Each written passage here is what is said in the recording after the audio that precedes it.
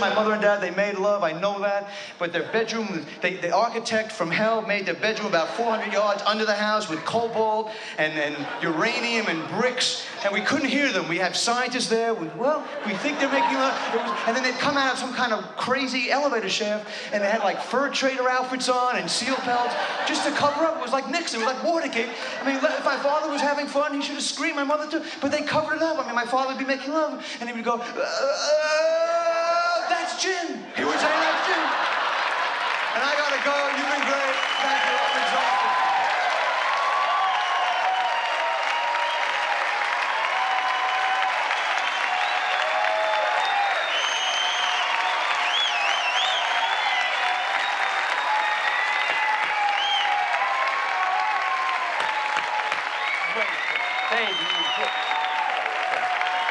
Babe, you all right, babe?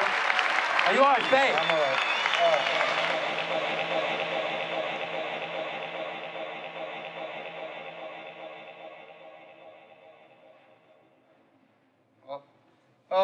I'm doomed. Club sandwiches, airports, penny loafers, grandpa, exes, penises. Relax. What? Relax. You're fine. No more shows. No more shows. Don't worry. The concert's over. Huh? It's over. Huh? Yeah. All right. Yeah. Relax, Richard. All right? Everything's going to be okay. Steve and Gary on the Loop, AM 1000 in Chicago. Really, relax. All right. Goodbye. What's going on with him now? Well, Richard's over at the hotel with his manager, and he's, I think the best way to describe him right now would be frantic. Frantic? He's That's frantic. unusual for Richard. I come to Chicago. You don't have any decent dim sum. My God. I can't find kosher eye drops. My God, my posture. I've got a kink in my spine. It's worse now because of the humidity. What is happening here? I am worried about him this time. No, I don't think so. No? No, he's always like that. Yeah. That's Richard. Sure. He'll be fine. That's Richard. Look, Alex, I can't even go on. I'm too depressed. You know that? Richie, I know that. I know it's been rough. Oh, man. come on, man. I mean, how many women have abandoned you in the past few years? What, 15? What about heaven? Okay, I'm sorry, I didn't know 16. Yeah. Oh, so it's probably the wrong time to bring this up, too, but I'm gonna, What? because I've been meaning to tell you this for 3 or 4 years. It's very important, Richie. What? I'm worried you're becoming a hypochondriac. Oh, come Yeah, and you on. take too many medications. I have to, Alex. Yeah, but for other people, babe, Oh, come on, babe. They're my best friends. They want to see if I get a bad reaction first. That's why I do it, all right? You're too good. You're too good. I'm telling you, you gotta lighten up, Richie. You gotta lighten up. Yeah. Your afterlife looks bleak. Look, have I always been there for you? Tell me flat out. Haven't you? Haven't I? Well, won't you? Haven't I? You have been. Wasn't I there when the relatives, they voted to blackball you from family reunion, huh? Oh, that wasn't an overreaction? All right, so I smeared a little lamb's blood on Uncle Saul. Big deal, huh? Big deal. All right, fine. But you have to admit, babe, that was tactless. All right, so I got a couple of problems, huh? I don't know what to do anymore. Everything I do is wrong.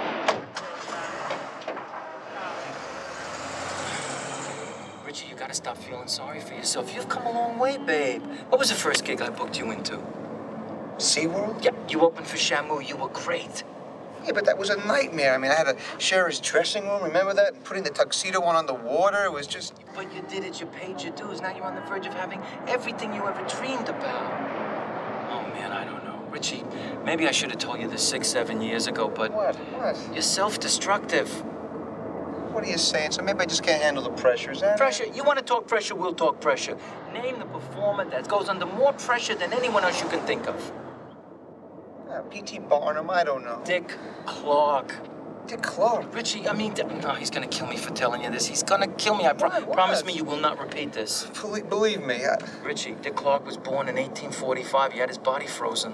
What? Get out of here. When he's up there, you think he's sweating? Yeah. He's defrosting. Promise me something tonight before you go on. Just say these 2 little words. Dick Clark, Dick Clark, Dick Clark. Alex, do me a favor, you're my manager. Handle my career, but let me be me. Let me just take care of my own self. Okay, I'm sorry. I went too far, so forget it. Just forget it. Ladies and gentlemen, Richard Lewis. Dick Clark. Dick Clark. Dick Clark. Dick Clark. Dick Clark.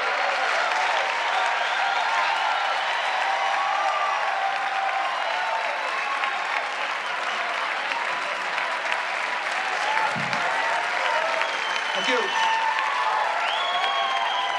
Thank you very much. Thank you. Please.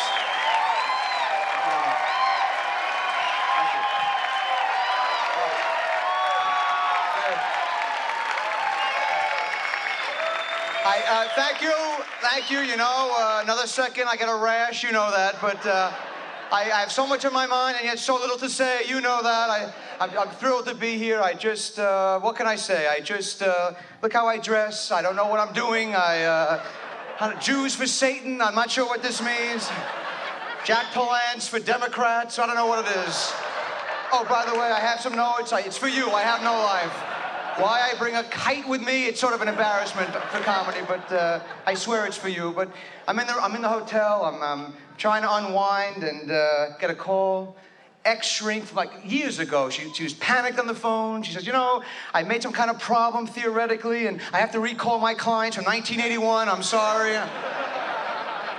So now I'm afraid, you know, I'm really paranoid now. She's gonna try to like help me behind my back now, which is horrible. And then my mother calls, 5:30 in the morning. I'm sorry, I don't get it. I'm not a dairy farm. I don't like to get calls before 6 in the morning. I don't know how, I have a theory, a crazy theory. I feel the phone rings before 6 in the morning. I automatically say, death in the family, death in the family. And just, why did she call? I'm walking around Chicago, I'm trying to relax, and a payphone rings on Rush Street. How she knows I'm here, I just don't get it, you know? I get on the phone, she goes, hi, is everything wrong? You know, it's like, but she means harm. She means, you know, she's fine. You know, she wants me to know about the family, and yet she hides it from me. It's so ambivalent. The whole thing is so crazy. She goes, you know who passed away 2.5 years ago? You know, it's like she has like gossip dyslexia. It's crazy. She actually has to like talk in front of people's backs. It's sort of a frightening thing. Chicago, what can I say? I love this town.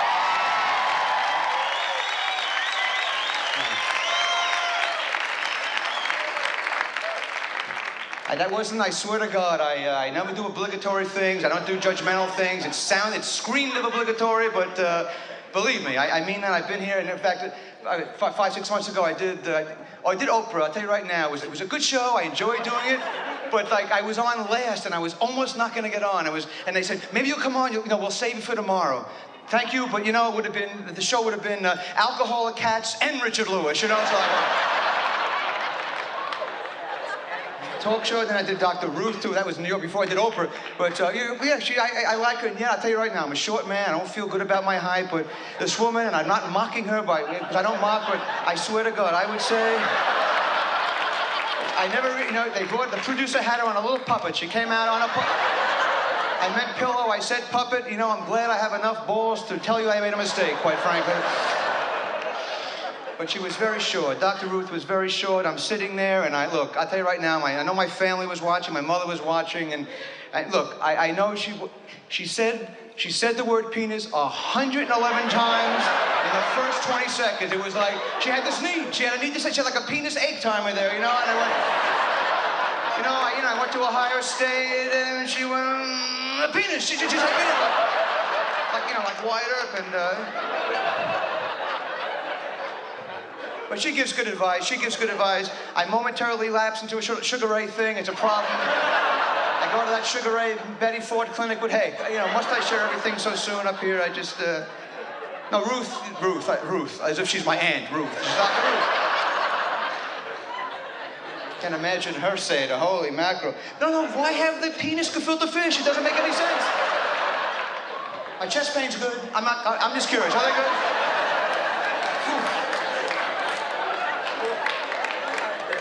My family used to play with a chest pain possum. It was a big favorite there. Around dinner table. Oh, I'm kidding. I'm just kidding. Okay. Well, I'll tell you, this is a classy joint. I happen to like this place, and I always bring cattle with me. I don't know why. Well, Park West is a great place. But I was here once. I was doing a show, and I was like in competition with the most unbelievable thing. Like in the outskirts of town, it was one of these unbelievable miracles. It was the face of the Lord or Jesus. It was on, not or Jesus. I guess they're both the same. But I mean, it was on like a refrigerator wall in Evanston. It was wild. I mean, I saw it on the news. I went, oh my God, I wanted to miss my show. I wanted to go to. So, you know, like 4 people came to my show, and there was lines around that little house in Evanston. And there's never a Jewish miracle. I've never seen. There's a picture of Moses ordering a tongue sandwich in a delicatessen. No, a Jewish miracle is, Phil, it's Richard. Karen called me back. It's a miracle. It's unbelievable.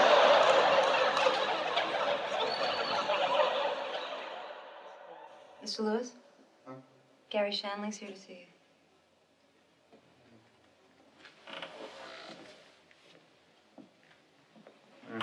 Hey.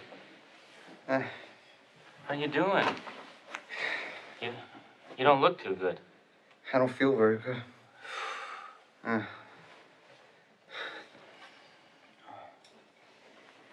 You know, I don't always feel good myself.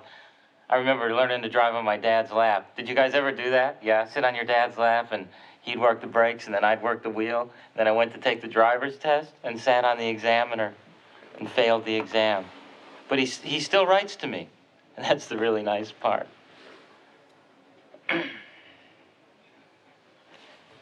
So, what happened? I don't know. I was doing a concert. Right. And I walk off and I start floating around. I was in hell. I felt doomed. Nothing mattered anymore. It was just. Yeah. It was horrible. Yeah. I saw 2 ugly people kissing today. Have you ever seen that? They were just right there in a department store kissing. Oh, it was gross. You know who you are. Don't do that. It's a sickening thing. I was wiping my lips just watching. You know, it's a, whoa. Trying to relax. I had a great night's sleep and yet no rest, unfortunately, last night. At a friend's house, a pal from Chicago, and look, I don't know. I stayed in this nightmare. I stayed in this. There's a couple of kids, which is great and everything, which is not to the point. But I was in his guest room, which he called. And he actually had guest room on it, which scared me. It was like Bates Motel. I saw a guest room, a little raccoon waving on a little wooden thing. And first he showed me him and Sarah. Oh, I mentioned her name. So what? So kill me. So that's her name. But they showed her bedroom was like a diamond in Wrigley Field. It was like gigantic. And here we do pottery over here, and we make love over here, and a helicopter can land over here. And then the little guest room, the little raccoons. There was a couch that pulled out. The couch was. First of all, they gave me a manual. They said, good night, thank you very much. It took me about an hour and a half just to pull this out, and there was a mock manual. There was a manual with a girl, like a Circus Vargas midget just saying, I can pull it out and you can't. That was the title of it. Now, I'm not against midgets, I'm not midgetist, but it just looked that way to me. And I finally got on the bed, and God, it was unbelievable. It was like a graham cracker mattress. It was like about a quarter of an inch. And I lie on the bed, and I went down into the valley of nowhere. I was like, I saw another land, and I saw James Darren and dinosaurs down there. It's a frightening night. So I went crazy. I had to take an over-the-counter sleeping pill, which doesn't work, quite frankly. I don't get it. I don't understand over-the-counter sleeping pills. They kick in maybe like, that's it. It's like a second and a half. And then, God forbid, there's a little dust on your shoulder or it's like little Satans come out, he'll never sleep. It's like they do a whole show. And then I had to count sheep, which is an embarrassment when you're almost 40 years old. I mean, I'm not Walt Disney. How many sheep can you count? I got bored thinking of them, I had the same 3 schmucky sheep trying to get over this fence. One sheep had like a knee pad on, and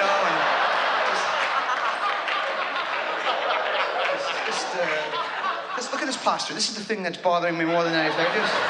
I'm wearing my pants too high. I'll tell you right now. As long as I'm on this run, because one of my goals this year. I'll have a great 1988. My goal, one of them is I just want to worry closer to the ground. That's one of my goals.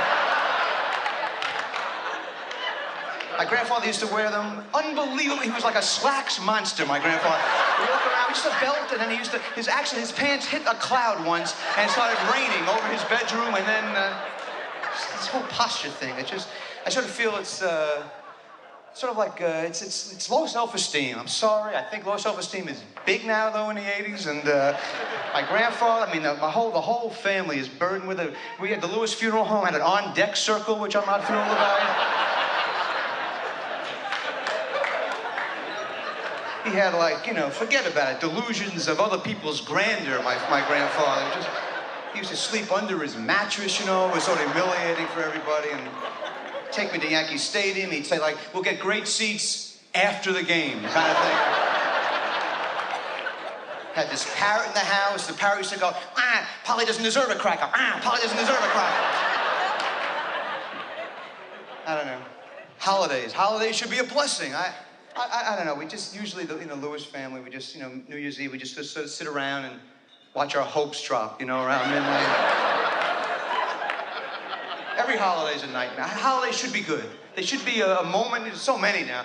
It's almost like I feel it's almost a marketing joke. I mean, every time you go to a florist, you go to buy a flower. Why? What's going on? Oh, this is a secretaries without tongues today. Thank you very much. Oh, really? I'm sorry. I didn't know that. That sort of pisses me off a little bit. But every holiday, I mean, everything. July 4th. I mean, you'd think that would be a great day, But my father was concerned about parking, and it was, so we would park miles away from the stadium and just listen to the fireworks on some kind of. On some station like K, you lose, some kind of, Christmas, Hanukkah, it was the most psychotic holiday. Jewish, and yet we had a Christmas tree, we had a Hanukkah bush. It was the most, it looked like, and they were so guilt-ridden because we weren't that religious, and it was sort of like, on Hanukkah, my mother had a menorah on a dimmer. It's the most frightening thing.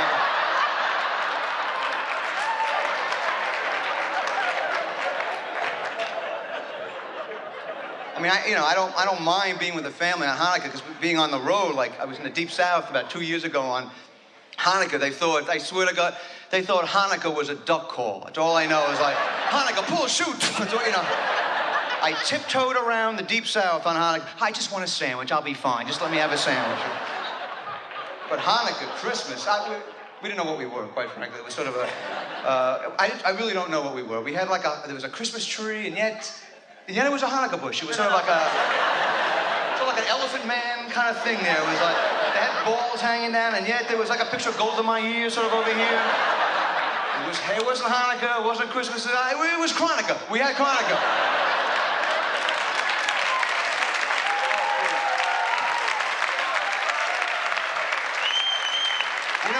When you get presents on Christmas, that's it. That's the greatest thing. You get a present on Christmas, you're going to get all the load on one day. You're going, oh my God. But Hanukkah, it's sort of a trick. Because if you get a good gift the first day, you walk around, oh, I'm doomed. Because, if you get like a bike on the first day of Hanukkah, the sixth day, you're lucky. Maybe you get like a glossy William Bendix. Oh, thanks. And this year, what am I going to get? The family, I got a self-complaining oven. I got that. She got me a dead relative's metronome. It was like, we're here, we're back, we're here. Then I got her a remote control wailing wall, which I can use on the road, And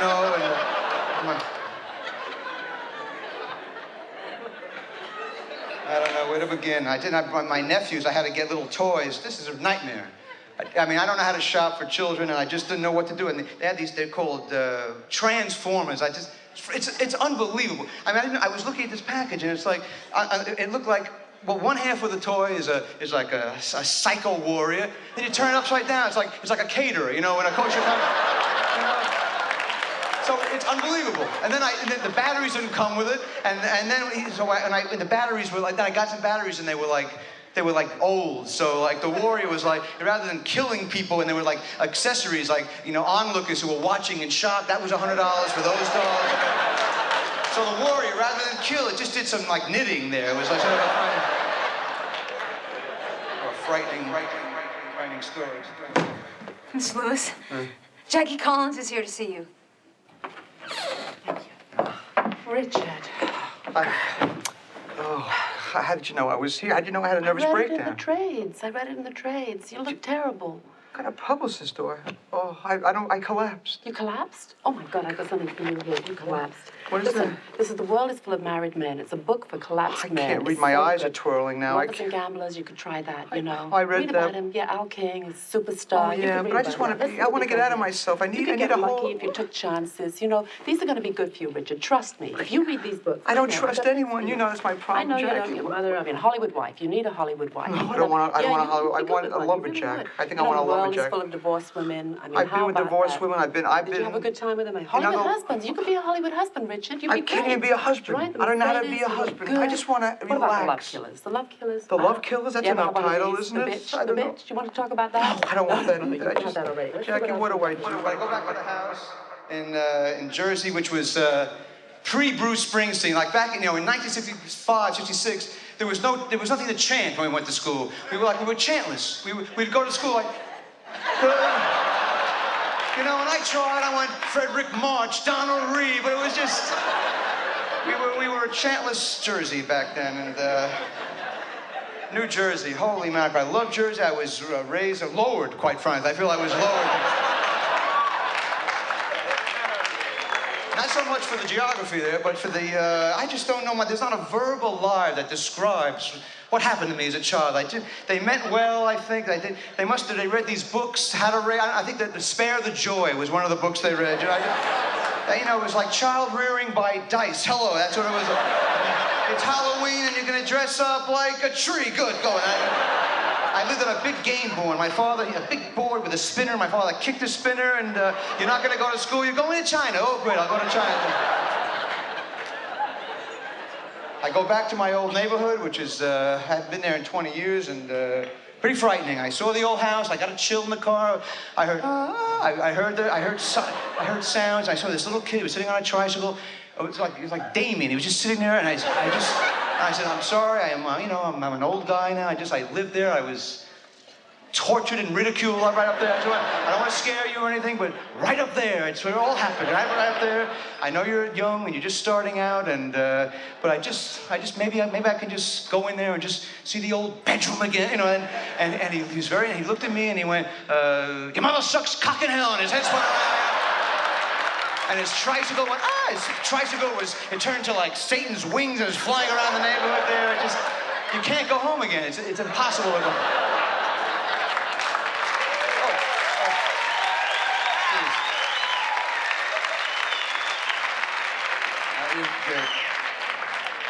Nothing has changed. Everything with the house was sort of there. I mean, that sort of anxiety vein that we had in the house. There was like a 2-foot aluminum therapist that would point to potential trouble areas in the house. Inside the house, it was a nightmare. I had mirrors in the hallway to watch oncoming conflicts as they came down. And I kept my door open so I could get cross humiliation from my sister and my brother there. And our basement that was supposed to be for ping pong and fun, it was called the 40-year basement. Apparently they put sand in the basement to recreate the 40 years it took the Jews to get out of the desert. So it took about 3 hours just to get that club sandwich over there. I think I'll have a glass of water. Oh God, it was just sort of it was nice, religious-wise, but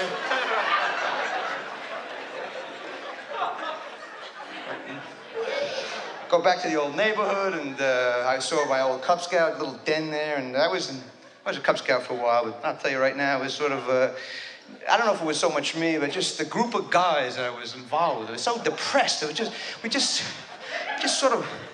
we didn't care about anything. It was like the tragedy scouts. It was unbelievable. I mean, we'd see like a beautiful little sweet elderly woman, like 100,000 years old, waiting there. And we knew, shouldn't we do something? Aren't we scouts? Shouldn't we help her across the street? But I was going for my noose badge. I didn't know what I was doing in it. I said, hi, I'm a Cub Scout. I know you're elderly, and we have to respect our elderly, but hey, don't I have problems myself? Aren't I so?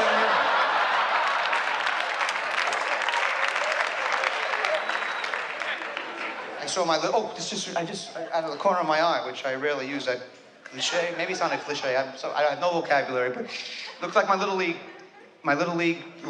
T-ball. I'll put it away. I don't use props, but I just, we used to put a ball on the top of a tee. It was the most humiliating league in history. It was called T-ball, and it was unbelievable. You put the ball there. Well, you put it here, and all you do is smack it like a little cranky kid. You can smack it, and if the ball went like a foot, it was a single. 3 feet, it was a double. It was a and my mother said, look, I know you're only 6. I know you have a lot of pressure, and I don't want you to feel nervous, but Grandma flew in from Russia to see the championship game.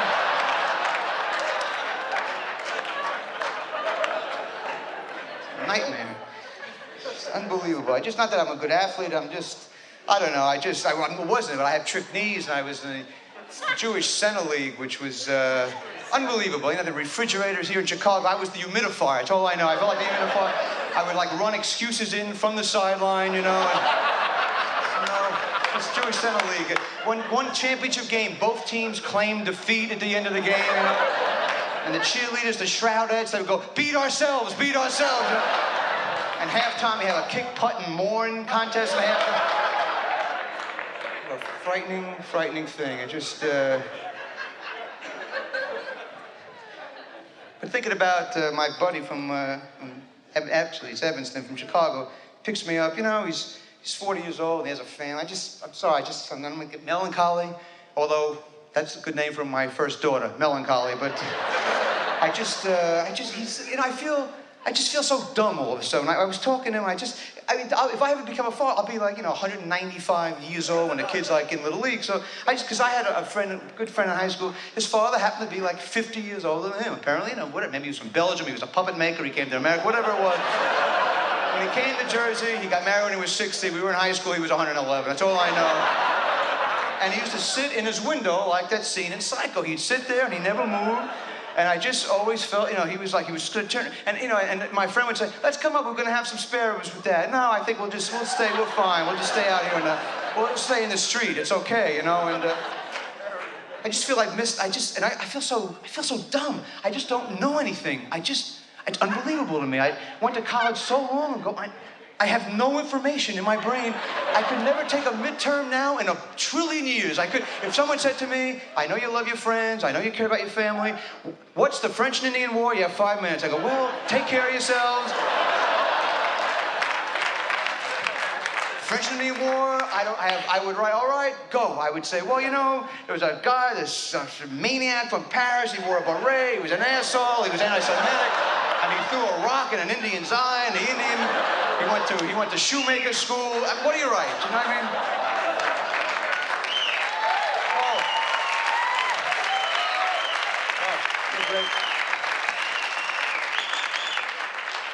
I think that the dumbest I felt in the last 15 years was about 2 years ago when Hallie's coming. I say Hallie now, it was Haley for me for 38 and a half years. I heard Tom Brokaw say Hallie. I went, oh my God, what else don't I know in life? What else? I was afraid to not get a pizza. I said, can I have a slice of pizza with anchovies? The guy said, you mean a sluice of puzzo with anchovies?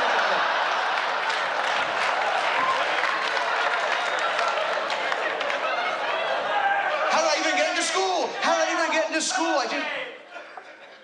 Whatever that meant in another language, I hope it's good for you. How I even got into college, I don't, the SATs, I'll tell you right now. Getting into, pardon me? Okay, good. Okay, let's not turn this into a pirate den all of a sudden. How I got into school, when I took that SAT, I planned, this is an embarrassing thing to admit, I planned 14 years in advance. I was 40 years old, I went, the SATs. I was like ready, it was like Super Bowl time, I had 14 years under my belt. I put black under my eyes, SATs. I didn't care about nursery school. I didn't care about first grade. I was ready. I was going to college, man. I had every book. I had books called You Have 13 Years to Go, Don't Blow It. I had that book. I was ready. I was pumping up. I knew everything. I knew how much praying mantis weighed when they were making love. I knew what carpet looked like when it was upset. I knew everything. I was a year away. I was pumping up. I was getting D's and E's in school. I didn't care. SAT. That's all I cared about. I was a moron. I didn't know one thing except that SAT. I read every book. The day came. I had number 2 pencils. I had a number 2 pencil farm in my backyard.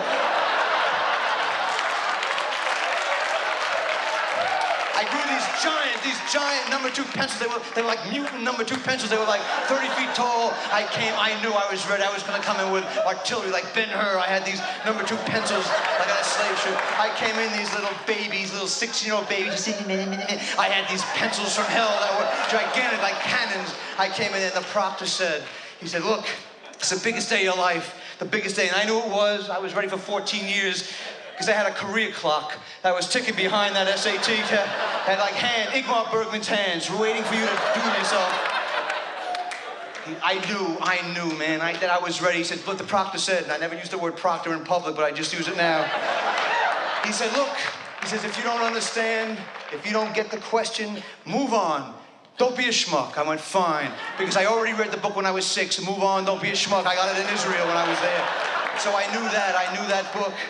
It was go, boom, let's go. The first question, nightmare of nightmares. The first question, and here was the question, because I still dream of it. It was 6 words. It was 6 words. It was basically, well, here was the answer. The answer was, the farmer took 100,000 bushels to the festival. A. B was, or 6 bushels to the festival. I went, how can they both sound so good to me? I don't understand. How can I be off by 99,000 bushels? How many words are there? It was a 5-sentence. I mean, I couldn't believe it. So everybody was riding with their little baby number 2s. I had my big, but I wasn't gonna move on. I wasn't gonna move on. There's no way.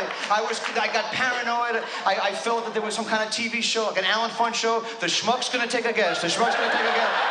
And then McMahon was there, and people were there. It was a studio audience on bleachers. They were moving him in to see me. I didn't move on. I said, what? I can't believe it. I cut out the question. I repatched it up there. I put it on a board there.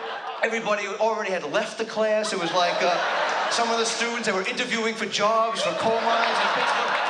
The janitor came in. He was painting the school. Hi, how you doing? What's going on, man? The frightening thing, I wouldn't move on. I did something that was the biggest nightmare of my life. I don't think anyone ever did it in high school history. I added a box. On this.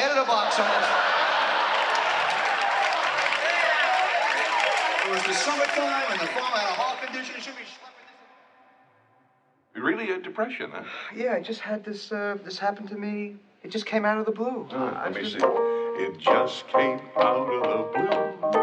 Whatever you say, I'll make up some stupid song about it, because it all goes into my publishing firm anyway. That's true. I don't know. Maybe my time was here to have this. You know, it just happened. And could be. My time was here to have this right and now. That's great. It's not great, but it fills in a little time. I go up and down the hall sometimes and cheer up the people. I had to go to a wedding, and before I got to my family, I take this airplane from, I think, Cincinnati to Columbus or something, and there was like 6 seats. 6 seats. The airline was one of those things where, like, I mean, there's no major carrier, so you had to take, I think the airline was Hello, Phil. That was the name of the airline. And the logo was this captain, like, wiping his brow on it was on every napkin on the wing. This guy, you know, it's frightening. I get on there, and I'm nervous to begin with, and I'm sitting next to a couple of people. There's a woman from India, beautiful woman, deeply religious. I'm not judgmental, I swear, but she had a turban from hell. It was like about a 30-foot turban, and she had like a little cassette deck about 15 feet midway up, and she had a little cassette in there. Maybe she was listening to like all news and weather from Bangkok. I don't know what she was.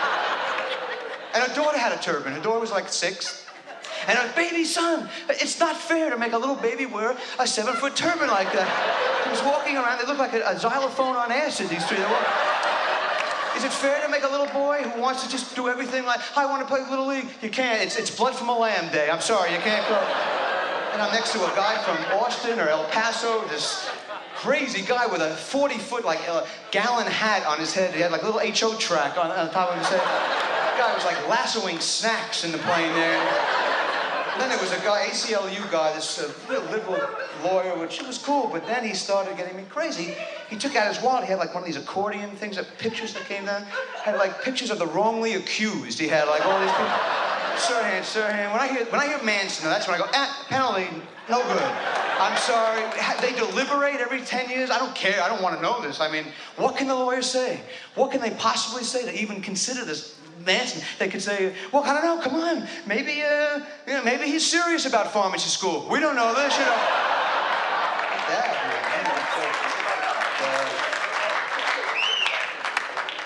So I go on the road and sitting in Las Vegas in a one of these. I couldn't get. Anyways, a long story. Bad hotel. Sitting there. They had like a bad lounge act, like bad legend show. It was like we're trying to reckon who is that? Is that Marconi? Is that Marconi? Who could that be? You know. Just sitting there. I don't want to gamble. I'm a very addictive personality. I mean, I go to the roulette wheel. All my hair on red. All my hair on red.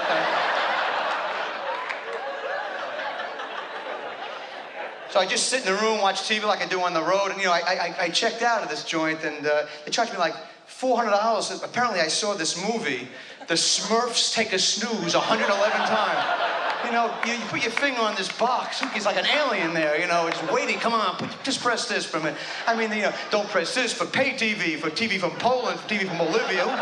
They want to mock you when you leave there, and I was just staying up watching every horror movie known to man. I was paying the price. I mean, Halloween 9 divided by 2 divided by 3. I mean, and the movie, remember that book, It? This really killed me, the book, It. I just couldn't believe Stephen King wrote this. I mean, I can't sleep, period. But I mean, I'd be lying at night. I have like a sweat. Honey, there's a pronoun in the basement. There's a pronoun in the basement.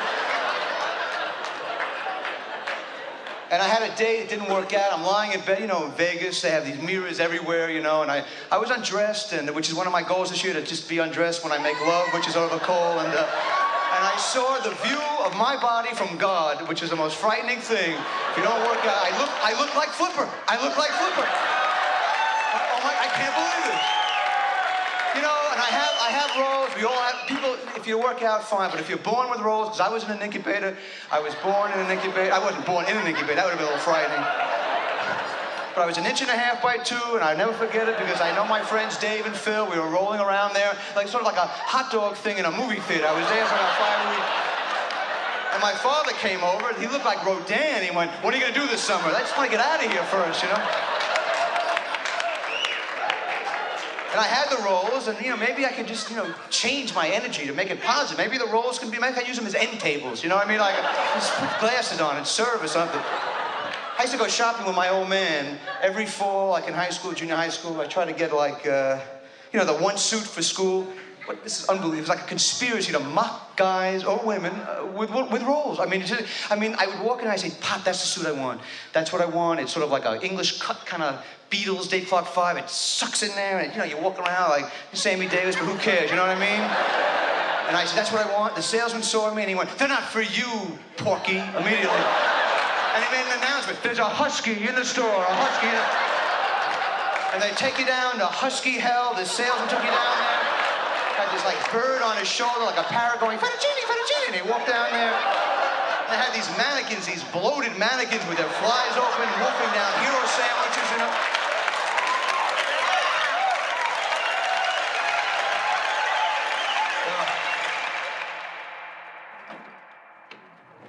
Mr. Lewis, Larry King is on the line for you. Do you mind if I watch? This is Larry King in Washington. We're going to the hospital room of Richard Lewis now. Richard. What on earth is wrong? Larry, I'm just absolutely exhausted. Finally, I don't know what to say. I thought maybe it's just coincidental, but this was my 10,000th show, and I just collapsed. Did you have pain, restlessness? What was the feeling like before you collapsed? Well, it's always something That's been on my mind, and I feel a little silly, telling you. Go ahead, tell me. I felt like there was a giant corned beef on my chest. and it was on my chest. A corned beef, was it a sandwich or just corned beef? No. I had the sandwich phenomenon before. As soon as I finished my concert, for HBO, the corned beef just materialized in front of me. I had like an added deli experience. What was it like? Many of us have never experienced that. To ride in an ambulance with sirens going. Quite frankly, it was, I'm not proud of this, but that was our family's second car. So that wasn't a big deal. Okay, all right. Well, your opinions are friend and concern. God bless you, Richard. Speedy recovery. Thanks very much, Larry. Get better. All right, buddy. I sort of enjoy seeing some of my family. Family should be important. I know that I take total responsibility for the parents I had, and although, I feel I lived under an assumed childhood, quite frankly. My mother, nothing changes. She drove me nuts. She drove me nuts. She talked in a double language that I don't get it. I just don't get it. She made my dog, had one pet. And I never had luck with pets because I live alone in LA, and I've had about 30 turtles, little turtles that have killed themselves. These little turtles, by the way, I think they're outlawed now because they're suicidal, these things. It's just, every time I come home, I open up the door and I go, oh, Pokey's dead, Pokey's dead. But I had a dog, Trico, that committed suicide because my mother just drove the dog nuts. And she used to, she talks in double messages. She'll take a bone and she'll throw it and she'll say to the Trico, she said, don't fetch that, see what I care, okay? So the dog goes, what? Should I not get it for her? Am I not getting it for me? What do you do? What do you do? And then,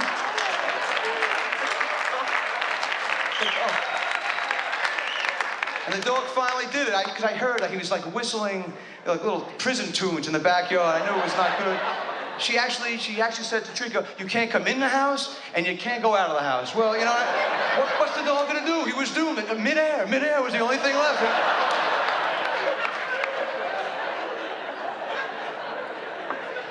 And my father, he meant well, I guess. He was never home. I don't know if I'm ever going to be, I don't know what to do. We had a picture, an 8x10 picture, chemically treated. So we knew, it would turn blue if he would have been pissed off by something we said. He just wasn't around, He went to work all the time. He had he gave us a little obligatory kind of stories, at 3 in the morning, you're 4 years old, and you're lying in bed, he'd come, hi, how you doing? Hansel and Gretel, gotta go to work, gotta go. And he always would cut me off. That's why I think I did this, whatever I'm doing. I needed to talk to someone. I'd be sitting around the table, I'd go, I have a lot of sexual problems, pass the meatloaf. So he'd cut me off. The only way I could express myself, I had to just leap and talk. I had to leap and talk. It was sort of like, I'm a homosexual communist lesbian. I had to get his attention. And he gave advice from hell. He didn't know what he was talking about. He'd say, never kill praying mantis. Why, Dad? Well, they help catch kidnappers. Okay, thank you very much. What does that mean? What does that mean? He taught me how to swim. I was 4 years old. He took me to a pool, the edge of a pool, deep end. He got behind me and he went, find Atlantis.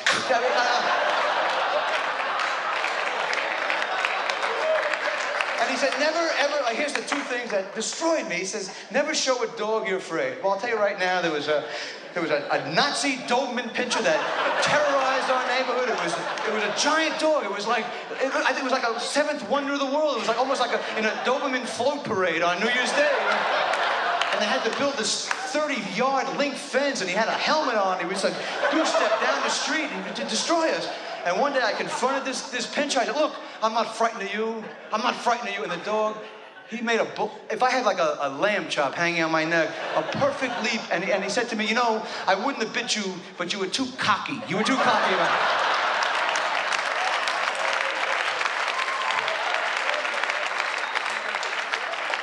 But when he said, never run from a bee, I'll tell you right now, I wish you well. I hope you have great advice. I don't know. It's a nightmare. I was in these Cub Scouts, and I went to a park, and it might as well have been like a New Year's Day thing, a bulb coming down that said, Beehive, run for your lives, run for your lives. Because everyone ran. I looked around. No one was there but me, but I heard that little schmucky advice, don't run for a bee, don't run for a bee. I stood there, and the bees, they started coming at me, and they were shaking their wings in disbelief. They couldn't believe it. And the queen bee, I said, I heard her talking, in bee language. She brought a therapist bee on a little couch to talk to me. They talked me out of standing there. They started stinging condolence cards on my forehead. I was doomed. And then the next day they erected I'm a schmuck statue in the park, I think I turned that over. That was one of the subtlest things of all time. But I just want to take a breath for a second because I'm getting a rash.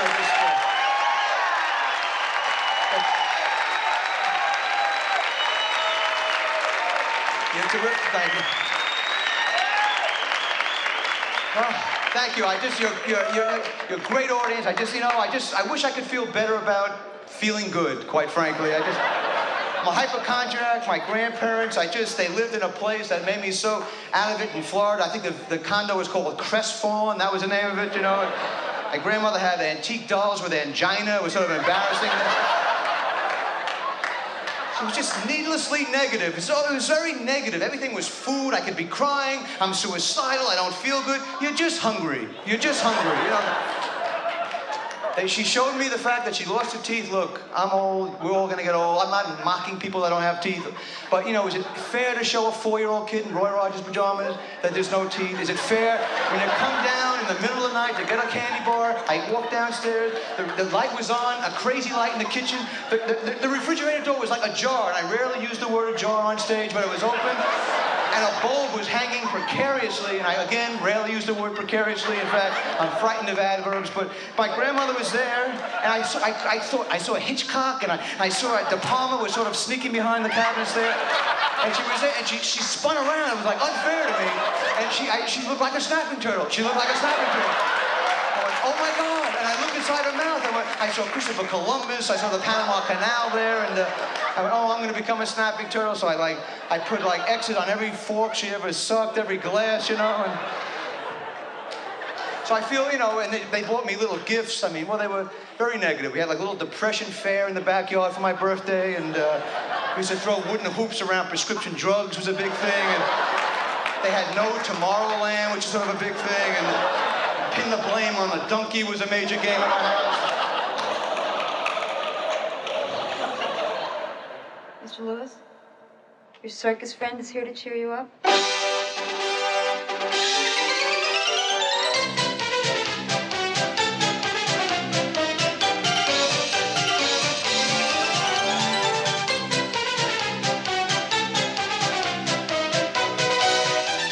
Thanks for coming. I'm a big fan. Why? Because, you know, I want to feel good. You know, if you finally meet somebody, I hope you're in love. I'll tell you right now, shouldn't it be mistake warnings if you're with a woman or a guy that sucks, quite frankly? Shouldn't it be a way to save all that time? I should have known. I walked into her house, and I said, gee, I was in the bedroom. I went, gee, I'm just curious, what's that handwriting on the wall? I just don't understand.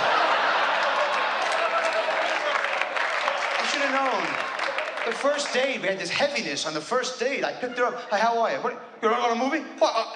Do we have to always go to a movie before you went? I mean, it was like not good on the first. I don't know. It was scary. I don't know. There's so many warnings. I mean, it was like these Freudian slips. She said like, I really depreciate you. She said that by mistake. You know? She called it Rosh Hashanah Benihana, which was sort of embarrassing. You know, she was young, and what do you do when you're someone 15 years young? What do you do after dinner? You want to shoot in ladders? I don't know what happened, you know? You know, I came into the bedroom and, shh, the Flintstones are on. I'm sorry, you know, and she was watching the Dennis the Menace trilogy, and she was asking me things like, is Mr. Wilson the Antichrist? I don't know anything.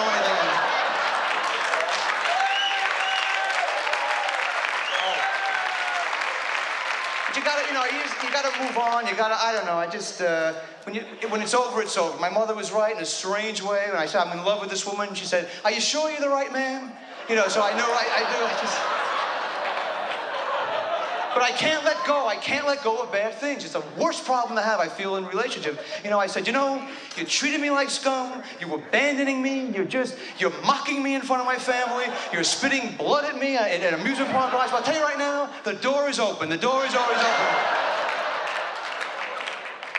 I don't know. This should be, when you start dating, best friends have ruined me. Every time I've broken up with somebody, they don't let you be alone. Can't you stay in your house and work on a loom? Can't you be alone? You gotta come to the party, get out of the house. Like you can't be in your own place. I go to this party a couple of weeks ago. It was like a mock party. It was like a theme to mock me. The party was called 13 Couples and You. It was a joke. There's like lights on, like a movie premiere. I walk in there, I open the door, and everyone's doing like a love do-si-do in the hallway, you know? How do you fall in love? I go to a bar, someone will sneer at me, and I'm hooked, quite frankly.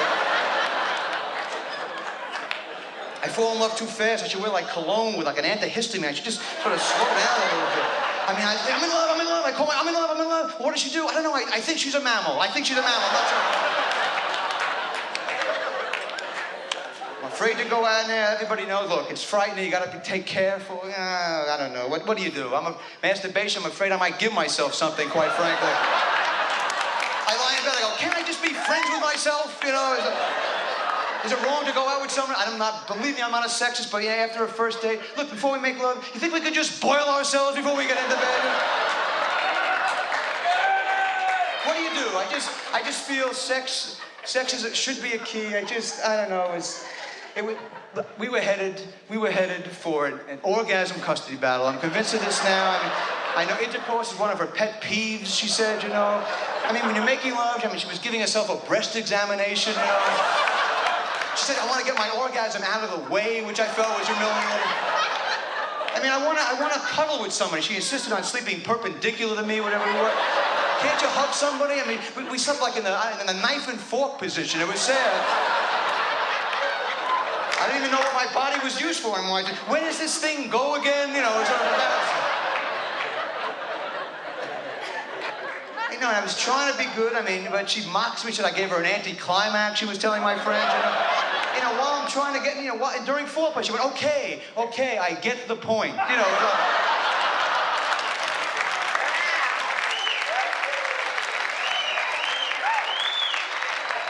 know, we'd be making love and she'd be screaming out, Fagin, Fagin, you know, it's like, and I would fantasize I was someone else, which sort of was a humiliation to me. Can you be hot? Heat is important, but when you come, the first time you make love, you think of nothing else, but after a couple of weeks, couple of months, you start making love a little slower. Oh, we gotta get the paint tomorrow morning, and then, you sort of a little slower, and I don't know, and orgasms I know are supposed to be an important part, but she wanted to do it exactly the same time. She wanted to have a simultaneous yabba dabba doo, which was sort of frightening. We went to this sort of, the simultaneous clinic, and we walked in the same time, we took 2 cars at the same time, I thought we did it at the same time, but then she said we had to have a photo finish, which was sort of an embarrassing thing. She didn't want to screw anymore, it was that simple. She'd come to bed in turtleneck lingerie, which was embarrassing. She had like an armrest in the middle of the bed there, and she wore like a Rubik's bra to bed, and I just want to feel good now. So now it's over with. I want to start over, but I had to take some time off. I checked into a penis awareness clinic in Santa Barbara. I don't know what to do. I want to be able to express myself in bed. To me, it's a goal, to make love and feel hot about yourself and who you're making love to. To go, to scream. I can't say I love you. I once said kettle of fish. I said kettle of fish. I'm like an announcer. Richard's having a wonderful time with Karen. I just don't know how to, I just don't know what to do. I want to be like, Al Jarreau. I want to, I love you. You are everything to me. So I have my Al Jarreau tapes, my Barry White tapes. I'm so good while I'm in the act. I love you. You are everything to me. You are my life. As soon as I have an orgasm, hey, any more frozen waffles in the freezer? Not fair. And I have no poise. I'm like a rookie. I'm like a rookie in Vero Beach. And when I have an orgasm, I give away family secrets. I'm not happy about that, we have coal mines in Wyoming. Oh my God, And I have trick knees. It's not fair. Men, you have, you one orgasm, boom, check, please, bed 2. But women, you're so lucky. But it's sort of like, let's go again. It's a great idea. But I think I'll put aluminum siding on the house before I do it. She wanted to do, I read The Joy of Sex, whatever that book was, position 9000A, you're in bed, your wife's holding a wok, it's like, are we making love now? Am I even in the room? Is my penis involved in this act now? If I ever write a sex manual, I'd probably call it, ow, you're on my hair. That's what I would call it.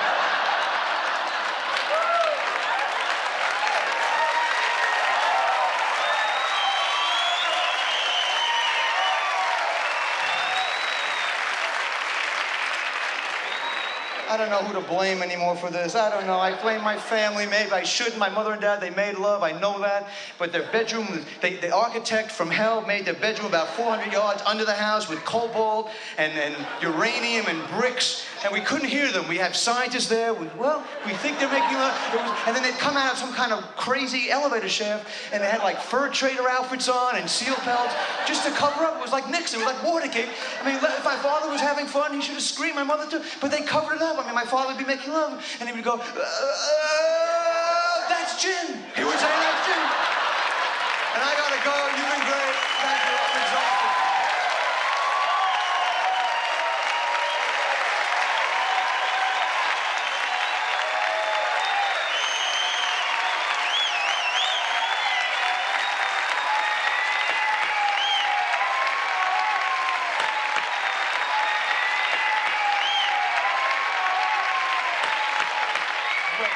Dave, you all right, Dave? Are you all right, Dave?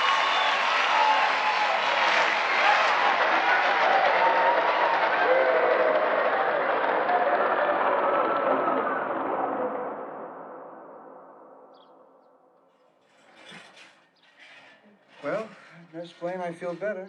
And thank you very much. See you again?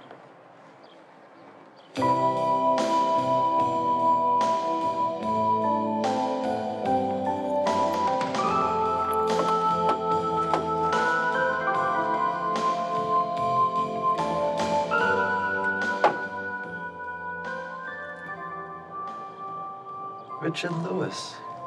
Jesus Christ. How you doing?